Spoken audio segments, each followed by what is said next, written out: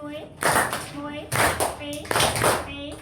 តែដៃលេបតបមើលមកខ្ញុំមើលអ្នកគ្រូឲ្យត្រជាស្ដាប់ណា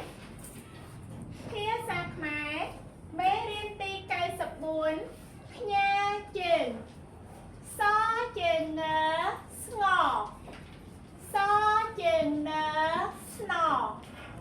សជើងមើស្មសជើងលើស្លសជើងវើស្វសជើងអស្អស្ងស្នស្មស្លស្វស្អអញ្ចឹងផ្ញើជើងនេះការរលាយសូរចូលគ្នាទៅគឺវាស្ថិតនៅក្នុងក្រុមជាអ្នកពួកអជួបជាមួយនឹងស្រៈនិស្ស័យនៅសូរសំឡេងដដែរស្មអៅស្មៅស្ល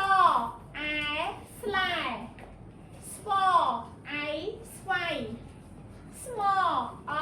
ស្មោះស្វអាស្វាស្ង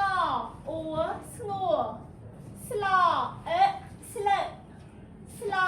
អោស្លោស្អអែស្អែស្ងអាស្ងាស្ងអែស្ងាស្ងានឹងតស្ងាត់បន្តមួយស្ងាត់ស្ងអ៊ូស្ងួរស្ងួរនឹងតស្ងួតស្នអែស្នាស្នានឹងចស្នាចស្នអេស្នេកស្នេកនឹងតស្និតស្ននឹងបស្នប់បន្តមួយស្នប់ស្មអាស្មើស្មអៅស្មៅស្លអែស្លាស្លស្លើស្លើនឹងកស្លឹកស្វអែស្វាស្វអែស្វាស្វានឹងយើស្វាយស្វអេស្វេស្វេនឹងតស្វិតស្អអែស្អាស្អានឹងតស្អាតស្អអែស្អាស្អានឹងកស្អែកស្ងអៀស្ងៀស្ងៀនឹងមើស្ងៀមស្ងអែស្ងាស្ងានឹងតស្ងាត់បន្តមួយស្ងាត់ស្ងៀមស្ងាត់ស្នអែស្នាដអៃដៃស្នាដៃស្លអូស្លូស្លនឹងតស្លូតបអូបោបនឹងតបូតស្លូតបូតស្លអែស្លាស្លានឹងបស្លាប់ប្រអៀព្រាស្លាបព្រាស្វអេស្វេស្វេនឹងតស្វិតស្វអែស្វាស្វា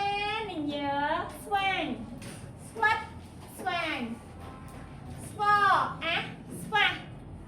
ស្វអែស្វាស្វានឹងងើស្វែងស្វាស្វែងស្វអែស្វាហអែហា